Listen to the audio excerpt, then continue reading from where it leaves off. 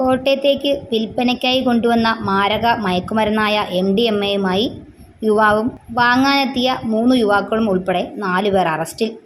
ചങ്ങനാശ്ശേരി മാമൂട് പുളിക്കൽ വീട്ടിൽ ലിജോ സേവ്യർ, മാമൂട് പുന്നമൂട്ടിൽ വീട്ടിൽ വിപിൻ, അമ്പലപ്പുഴ പുറക്കാട് ഒറ്റത്തെങ്ങിൽ വീട്ടിൽ പവിരാജ്, ശാന്തിപുരം മാടപ്പള്ളി കാലായിൽ വീട്ടിൽ അജികുമാർ എന്നിവരാണ് അറസ്റ്റിലായത്.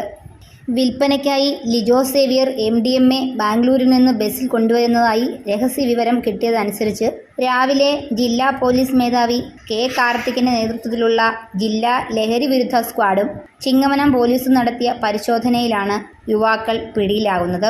തുടർന്ന് വാങ്ങാനെത്തിയയാളെയും പിടികൂടുകയായിരുന്നു. ഇവരിൽ നിന്ന് 21 ഗ്രാം MDMA-യും കണ്ടെടുത്തു.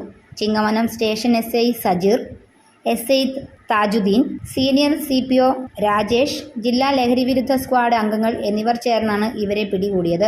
ഈ കേസിൽ കൂടുതൽ അന്വേഷണം നടത്തി വരികയാണെന്ന് പോലീസ് അറിയിച്ചു. L8 news, Kottayam.